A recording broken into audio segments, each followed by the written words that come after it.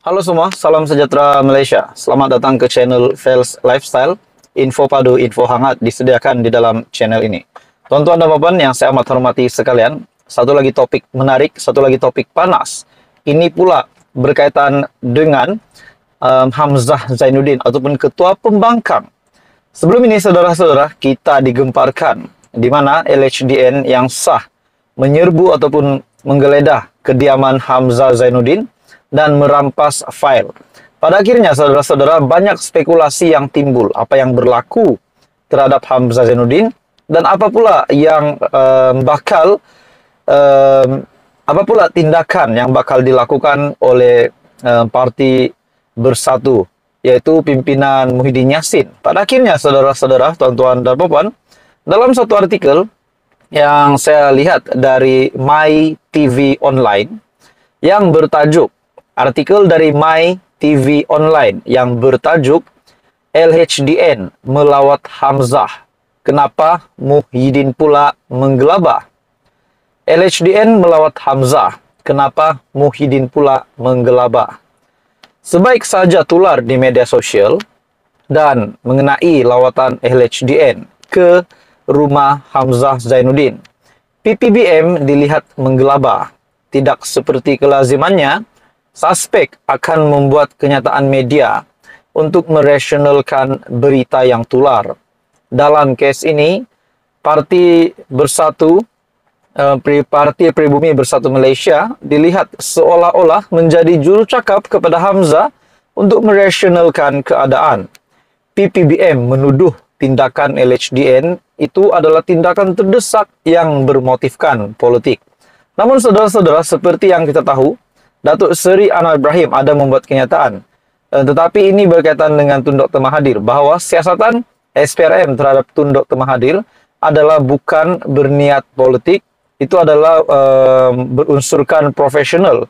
Nah, pada akhirnya dalam kes LHDN yang menyerbu rumah Hamzah Zainuddin pula, dalam artikel ini, di mana dalam kes ini, PPBM dilihat seolah-olah menjadi juru cakap kepada Hamzah untuk merasionalkan keadaan. Sedangkan Hamzah tidak memberikan komen apa-apa, tapi parti beliau pula yang cuba untuk mempertahankan Hamzah Zainuddin. Jadi dalam artikel ini dari MyTV Online, kalau ada pun sekadar berkata akan mendakwa sesiapa saja yang mengatakan rumah beliau diserbu oleh LHDN. Sebab itulah penulis gunakan perkataan lawatan, kedengaran lebih sopan dan mesra. Seperti biasa, bila kita buat lawatan ke rumah kenalan, pasti akan ada goodies yang diberikan oleh tuan rumah. Macam itulah juga dalam lawatan LHDN ke rumah Hamzah. LHDN telah diberikan beberapa file dan dokumen sebagai goodies. Apakah PPBM tahu goodies apa yang Hamzah diberikan kepada LHDN? Atau PPBM tidak tahu? Selama ini, Hamzah ada menyimpan banyak goodies di luar pengetahuan PPBM. Hamzah dikatakan ada 3 PLC serta beberapa syarikat sendirian berhad yang lain. Nah, saudara-saudara, tuan-tuan dan puan, akhirnya menjadi persoalan, timbul persoalan terutamanya kepada seluruh netizen, seluruh rakyat Malaysia. Setelah gempar bahawa LHDN yang menggeledah kediaman Hamzah Zainuddin dan apa sebenarnya yang berlaku di sebalik serbuan LHDN terhadap kediaman Hamzah Zainuddin. Nah, itu semua menjadi persoalan. Jadi saudara-saudara, tuan-tuan dan puan, apa komen Anda? Teruskan bersama di dalam channel ini untuk info yang seterusnya. Jangan lupa tekan butang like, share, dan subscribe. Halo semua, salam sejahtera Malaysia. Selamat datang ke channel Fels Lifestyle. Info padu, info hangat disediakan di dalam channel ini. Tuan-tuan dan puan semua, saudara-saudara yang saya amat hormati semua, satu topik panas hari ini, dan ini berkaitan dengan kepimpinan tertinggi Perikatan Nasional dan kepimpinan tertinggi Bersatu. Di mana dalam sebuah artikel yang mengesahkan dalam artikel ini, di mana ada sebuah kenyataan media ataupun laporan media yang berniat jahat untuk mengenahkan ataupun memerangkap parti kepimpinan Perikatan Nasional Bersatu, di mana nama Hamzah Zainuddin sebagai Ketua Pembangkang dan Pengerusi Perikatan Nasional Tan Sri Muhyiddin Yassin yang kononnya ada beberapa perkara yang mereka bertelaga berkaitan dengan hala 7 parti. Nah, akhirnya saudara-saudara, dalam artikel ini pendedahan cerita yang mengejutkan, di mana dalam satu artikel dari biharian.com, spekulasi perselisihan Muhyiddin Hamzah adalah laporan berniat jahat menjelang pilihan raya negeri. Dan kenyataan ini dinyatakan oleh Faisal Azumu ataupun Peja.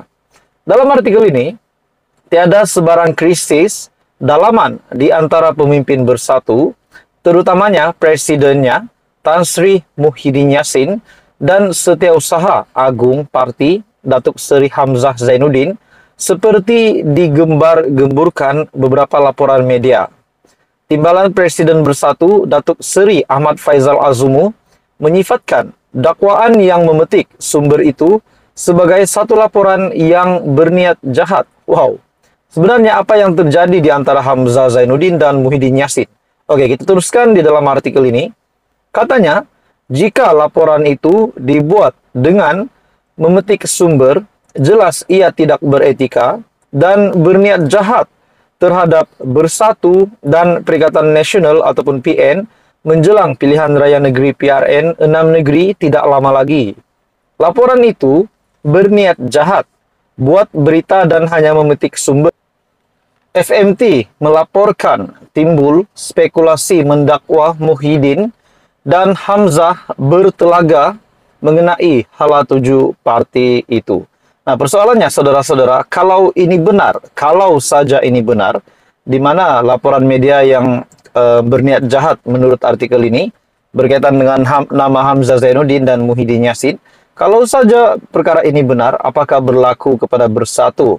Namun akhirnya dalam artikel ini, di mana Faisal Azumu mengesahkan perkara itu adalah tidak benar, hanya berniat jahat terhadap parti Bersatu.